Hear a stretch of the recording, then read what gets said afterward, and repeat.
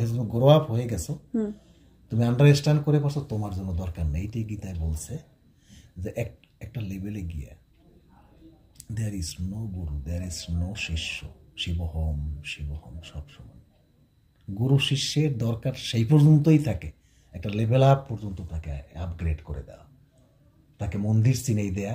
মন্দির দরকার পড়লে, যদি তোমার দরকার পড়ে সাধুর সঙ্গে কাটাও, দরকার না পড়লে তুমি স্ট্রং ফিল করো, আই এম স্ট্রং, আমি ভিতরে ওম চলতে আছে, আই এম হ্যাপি আছি now, right now, I am talking, I am happy, I am লাফিং through my heart, right, because I am in my field. So this is called তোমার হলো প্রকৃত মন্দির।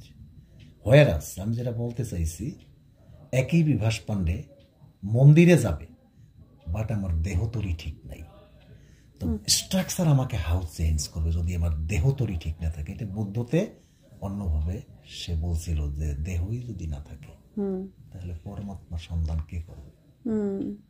আমি যেটা বোঝাতে চাই যে মন্দির মসজিদের দরকার নাই, এটা ভুল কথা। মন্দির মসজিদ পাতানো আছে, তোমার দরকার পড়লে তুমি নিতে পারো। Security like a rest room spiritual পিপলের জন্য, দে ফিল করে আমি ক্লোজ টু গডে আছি, বাট গড তো ওখানে না। গড তুমি সাথে নিয়ে ঘুরতেছো, পকেটে কয়েন, বাট খুঁজতে আসো কালীতলায়, কালী এখানে, বাট খুঁজতে আসো কালীতলায়। এটাও আমাদের দোষ না। ধর্মে শিখেছে মন্দিরে যাও, পূজা দাও, অথবা ওই ঘাটে কালী আছে, কালীঘাটে কালীকে এত ছোট করা হইতেছে। শ্রীকৃষ্ণকে ছোট করা হইতেছে যখন বলে বৃন্দাবনের কৃষ্ণ। তাহলে ওয়ার্ল্ডে আমি একজন কৃষ্ণ ভক্ত, আমি থাকি কানাডাতে, তুমি নিপা পান্ডে থাকো কানাডাতে, how about our God? We have to go to India, Vrindavan to get Krishna? No, this is the wrong thing. Krishna is everywhere, Krishna is your heart, Krishna is your bhakti, Krishna is your love, Krishna not a person itself. Krishna tattva, tattva means is everywhere, is floating everywhere in this universal, is mother energy, Shiva mother energy. এটা খোঁজার জন্য কোনো পাহাড় পর্বতে যাওয়ার দরকার পড়ে না। We need to feel it and heal it. Heal করতে করতে করতে সাধনা যখন শক্ত হয়ে যাবে, শব্দ কওয়া লাগবে না, কিছু না, এরকম চোখ বুঝা পড়ে থাকবা। মন্দির ওইখানে চলতেছে, কনফ্লিক্ট চলতেছে, লোভ লালসা ব্যালান্স হইতেছে, লাইক আমার লোভ চলতেছে এত পরিমাণে, ডিজায়ার চলতেছে এত পরিমাণে, পাশাপাশি আমি ভক্তি সিকিউরিটি দিয়ে রাখছি। তাইলে আমার আসতেছে ঝড় যত মাপের, আমার ভক্তি সিকিউরিটি তত মাপের, এবং ফুল সারেন্ডার এবং ট্রাস্ট। এটা ধর্ম।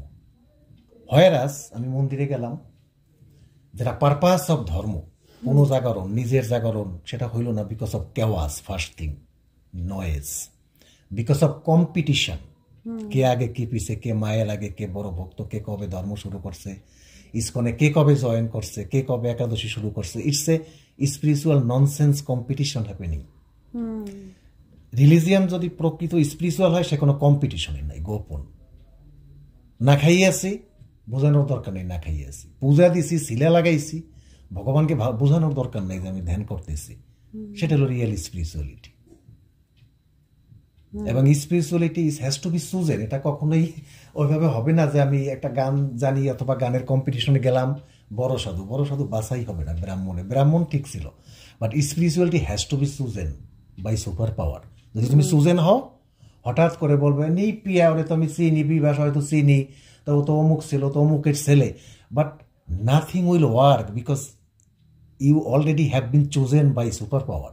পিপল কি বলতেছে, কার ছেলে কে আসে যায় না, রামপ্রসাদ কার ছেলে ছিল, সেটাই তো আমি তোমাকে বলি, সামবডি তোমার ইনসাইডে আছে। হ্যাঁ, তো রামপ্রসাদ কার ছেলে ছিল, বাবা লোকনাথ কার ছেলে ছিল, সে কি ভগবান?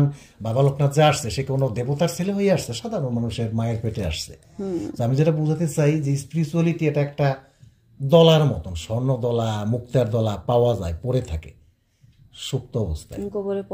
যখন যখন আলোর ছটা পরে, শ্রীরাম গেছে পরে, যেমন অহল্যা পাথর থেকে মুক্ত হয়ে গেছে, স্পিরিচুয়ালিটি ওরকম পড়ে থাকে, নেভার লস্ট হয়।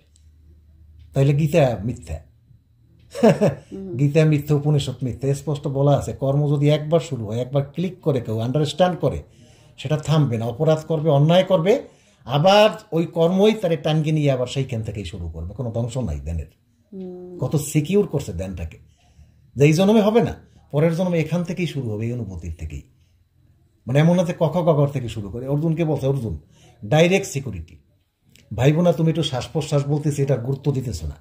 এই শ্বাস প্রশ্বাস এমন কর্ম, যখন একবার তুমি শুরু করবে, একটা শ্বাস নিছো রিজার্ভ থাকবে, তুমি আবার লোভে পড়বা, আবার সংসারে পাপে পড়বা, কামে পড়বা, সব যখন পূরণ হয়ে যাবে আবার আমি তোমাকে টাইনে আইনা সেই জায়গার থেকেই শুরু করাই দেবো। সিকিউর, এটা একটা গুড পয়েন্ট। মানে আমি কিছু কর্ম এই যুগে যদি করে যেতে পারি, নেক্সট জন্মে আমার হয়তো সেখান থেকে স্টার্ট হবে। ইভেন এই জন্মে, যেমন তুমি এক সপ্তাহ ধ্যান করো নাই, তুমি আগে যে ধ্যানটা রাখছো, একটু সময় দিয়ে চুপ করে থাকলেই তোমার সেই লেভেলে সে এক সময় নিয়ে যাবে। কিন্তু প্রশ্ন হলো, এই যে মন্দির, মসজিদ, গির্জা, পবিত্র স্থান, এই যে সম্মেলন বা এই সামাজিক কাজে যাওয়ার যে গুরুত্ব অপরিসীম, তুলনা হয় না। কারণ ওখান থেকেই তো শিখছি আমরা। আজকে যে বড় মুখে তুমি বলো আমি স্ট্রং সাধক হয়ে গেছি, how? Because you born with this culture. You know what is Ma Durga, you know what is Ma Kali, you know what is, কিভাবে? কারণ আমাদের ঘরে ছিল, তুমি পূজা করছো, তুমি স্বপ্নে দেখছো, যার কারণে। কিন্তু যে নাই দেখছে, যে অ্যাথিস্টিক, ধর্ম জানে না, তার পক্ষে তো আর ওইভাবে মন্দির স্থাপন করা সম্ভব না হৃদয়ে। সো আগে হলো তোমাকে জানতে হবে, তারপরে তুমি যদি ত্যাগ না, সেটা কালচার না করো, ডোন্ট বি হার্ম, যদি তুমি সিনসিয়ার থাকো, যদি তুমি জানো এইটা রাইট, এইটা রং, এইটা মন্দির, তাইলে ওইটা তুমি ক্যারি করতেছো তোমার সাথে, ডোন্ট বি ওরিড। কিন্তু যে মোটেই জানে না, যাকে কালচার দেওয়া হয় না, ধর্ম কি জানে না, তার জন্য আমার কথা প্রযোজ্য না, কারণ সে তো জানেই না, তাই না?